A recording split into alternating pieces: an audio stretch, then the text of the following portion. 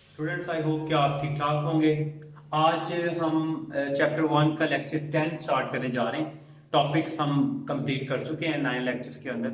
अब हम एक्सरसाइज के शॉर्ट क्वेश्चंस और नेक्स्ट 2 लेक्चर्स में इंशाल्लाह हम न्यूमेरिकल्स करेंगे। तो आज हम एक्सरसाइज के शॉर्ट क्वेश्चंस को डिस्कस करने जा रहे हैं। देखिए बच्चों, आपकी बुक का जो पेज नंबर 20 है, पेज नंबर 20 पे ये शॉर्ट क्वेश्चंस गिवन है। अब आपने क्या करना है कि इनकी क्वेश्चंस की स्टेटमेंट को आपने यहाँ से देखते जाना है। आंसर्स जो होंगे वो मैं नंबर क्वेश्चन का देके यहाँ पे एक्सप्लेन करता जाऊंगा, ठीक है। सो पहला क्वेश्चन आपके सामने है कि वो कहता है कि सेवरल फिनोमेनास बताएं जो नेचर में हो रहे हैं जो कि टाइम मेजरिंग डिवाइसेस के तौर पे यूज हो सकते हैं। देखो बच्चों, वो कहता है कि नेचर में बताओ कौन कौन से ऐसे फिनोमेनास हैं, हैपनिंग्स हैं जो कि टाइम स्टैंडर्ड के तौर पे इस्तेमाल हो सकती है। सबसे पहला इसमें आ जाता है सनसेट, सनसेट या फिर सनराइज। यानी देखिए ना, सूरज जो होता है गुरूब होता है और तुलू होता है खास टाइम के ऊपर, ठीक है, जिससे आप टाइम स्टैंडर्ड के तौर पे यूज कर सकते हो। इसके अलावा नंबर 2 पे आ सकता है चेंज ऑफ शैडो इन सन। यानी जब सनलाइट पड़ती है तो सनलाइट में आपका जो शैडो की लेंथ होती है वो चेंज होती जाती है जैसे जैसे टाइम चेंज होता जाता है, इसीलिए आप इसको भी टाइम स्टैंडर्ड के तौर पे यूज कर सकते हो। थर्ड वन पे आ जाता है revolution of earth around sun. You know कि जमीन जो है सूरज के गिर्द चक्कर लगाती है, इसको भी टाइम स्टैंडर्ड के तौर पे यूज करते हो, ठीक है। जैसे जमीन की जो है ना वो बच्चों सूरज के गिर्द 2 तरह की मोशन ये शो करती है, ठीक है। एक तो ये अपने एक्सिस के गिर्द घूम रही होती है जिसकी वजह से दिन और रात बनते हैं। एक ये अपने ऑर्बिट में घूमती है जिसकी वजह से मौसम चेंज होते हैं। सो इसका मतलब ये हुआ कि अर्थ की जो रोटेशन है अराउंड द सन उसको भी आप as a time standard use कर सकते हैं। इसके अलावा rotation of moon around the earth, जो चांद की गर्दिश है जमीन के गिर्द, जो रोटेशन है उसको भी टाइम स्टैंडर्ड के तौर पे यूज किया जा सकता है। जैसे कि हमारा इस्लामिक कैलेंडर है जो अपना मून की जो सारी की सारी मोशन पे डिपेंड कर रहा है, ठीक है। तो ये शॉर्ट क्वेश्चन नंबर 1 है जो आई होप आप लोगों को समझ आ गया। तो बच्चों, शॉर्ट क्वेश्चन नंबर 2 में आप देखें तो इसकी स्टेटमेंट है give the drawbacks to use the period of a pendulum as time standard. देखो बच्चों, आप सिंपल पेंडुलम को भी टाइम स्टैंडर्ड के तौर पे यूज कर सकते हो, लेकिन इसमें कौन कौन से ऐसे ड्रॉबैक्स हैं जिसकी वजह से आप सिंपल पेंडुलम को as a time standard use नहीं कर सकते, मोस्टली नहीं यूज कर सकते। इसकी वजह देखें, सबसे पहले टाइम पीरियड का ना सिंपल पेंडुलम के लिए फॉर्मूला आपको पता होना चाहिए, वो होता है 2 pi into L over G under.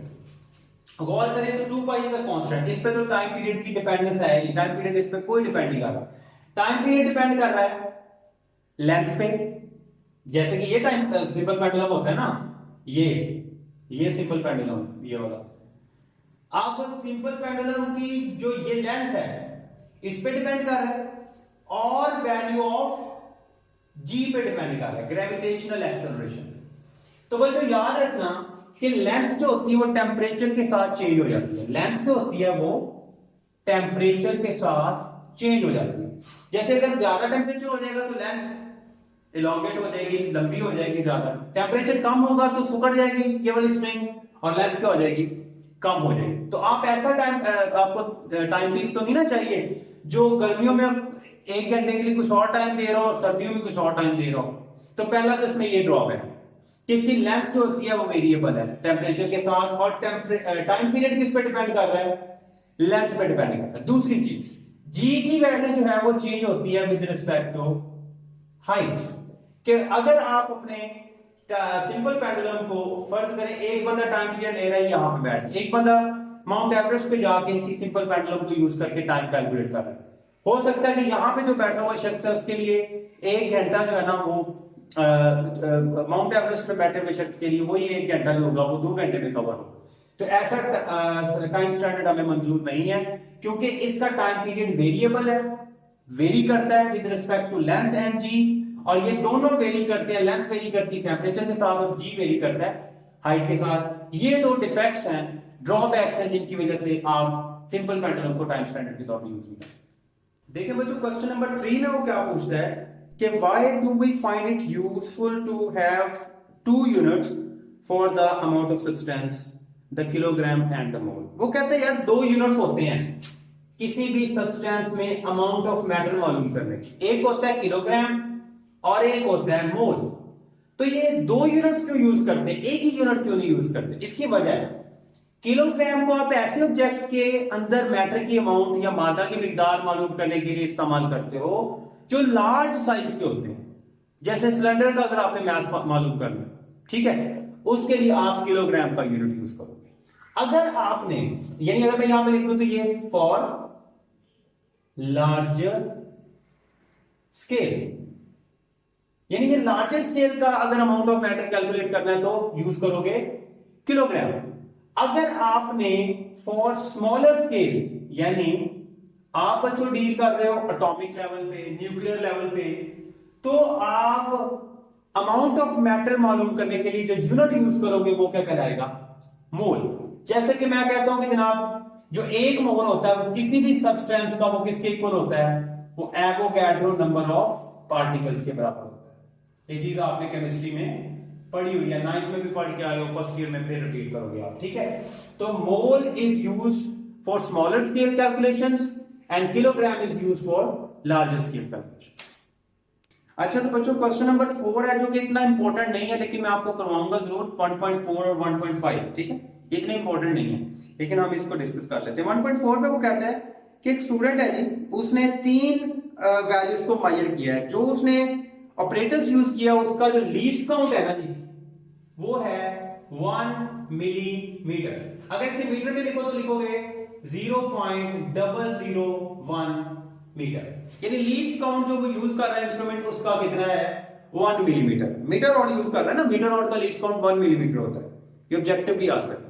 अब जो 3 वैल्यूज जिसमें से वो पूछता है सही बताओ कौन सी है, 0.2145 सेंटीमीटर, दूसरी वैल्यू है 0.21 सेंटीमीटर, तीसरी वैल्यू है 0.214 सेंटीमीटर।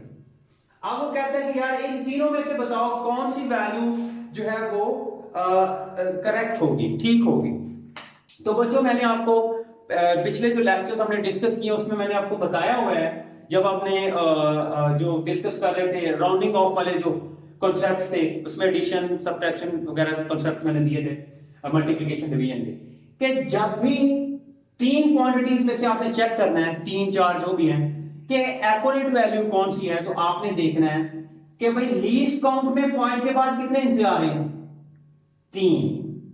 जबकि आपकी जो मायर वैल्यू है उसमें देखो 3 डिजिट्स किस वैल्यू में आ रहे हैं पॉइंट के बाद? इसके बराबर इसमें आ रहे हैं, इसमें आ रहे हैं, इसमें आ रहे हैं। इसमें कितने हैं? 4। इसमें कितने हैं? 2। इसमें कितने हैं? 3। तो ये वाला आंसर आपका सिलेक्ट हो जाएगा। So the accurate measurement will be 0.214। अच्छा बच्चों, क्वेश्चन नंबर 5 है, इसकी ना स्टेटमेंट करने के बजाय मैं आपके सामने ना जस्ट वैसे ही इसके बारे में बता देता हूं। तो कहते हैं चीनी कहावत है, चाइनीज में ना, चाइनीज लैंग्वेज में एक कहावत है, सेइंग है कि अगर आप कोई चेन लेते हो ना, अगर आप उसकी स्ट्रेंथ देखना चाहते हो कितनी स्ट्रांग है, तो आप देख लो उसका जो वीकेस्ट लिंक है, उसका जो सबसे कमजोर जोड़ है वो कितना ताकतवर है, वो आपको बता देगा कि आपकी जो चेन है वो कितनी पावरफुल है, कितनी उसमें स्ट्रेंथ है। अब वो कहते हैं इसको कनेक्ट करो। कनेक्ट आपने किसके साथ करना है जी? वो अपने रिकॉर्डिंग एक्सपेरिमेंटल डाटा के साथ कनेक्ट करना है इस चीज को। देखिए बच्चों, याद रखना जिस तरह से चेन के हवाले से हमने देखा, इसकी स्ट्रेंथ डिपेंड करती है इसके वीकेस्ट लिंक के ऊपर। वीकेस्ट लिंक जितना स्ट्रांग होगा चेन उतनी ही स्ट्रांग होगी। इसी तरह से किसी भी मेजरिंग इंस्ट्रूमेंट का लीस्ट काउंट जितना कम होगा वो उतना ही एक्यूरेट मेजरमेंट्स देगा। यानी लीस्ट काउंट को आप वीकेस्ट लिंक मान लो ना, और लीस्ट काउंट जितना कम होगा इसका मतलब यह हुआ कि उतनी ही वैल्यू को आप एक्यूरेटली मेजर कर सकते हो, और जितना लीस्ट काउंट कम होगा उतनी ही उसकी जो उसके मदद से जो आप मेजरमेंट कर रहे हो उसकी एक्यूरेसी या उसकी प्रेसिजन उतनी ही ज्यादा हो जाएगी। ठीक है, ये क्वेश्चन है। बार ये इतना इंपॉर्टेंट नहीं है क्योंकि इसकी स्टेटमेंट बहुत लेंथी है। अच्छा बच्चों, 5 और क्वेश्चन हमने इस लेक्चर में डिस्कस किए, लेक्चर नंबर 10 में। नेक्स्ट लेक्चर में इंशाल्लाह हम नेक्स्ट जो रिमेनिंग शॉर्ट क्वेश्चन है वो डिस्कस करेंगे। आई होप आप लोगों को समझ आ गया होगा। ठीक है, अगर कोई किसी बच्चे का कोई क्वेश्चन है तो आप कमेंट्स में पूछ सकते हैं। ठीक है, और ये जो लेक्चर्स मैं आपके साथ शेयर कर रहा हूँ इसको आप ज्यादा से ज्यादा शेयर करें ताकि जितने भी हमारे स्टूडेंट्स हैं उनका फायदा हो, जितने भी ऑल ओवर पाकिस्तान है, ताकि वो घर बैठे जो है ना वो फायदा हासिल कर सके। ओके बच्चों, अल्लाह हाफिज एंड टेक केयर।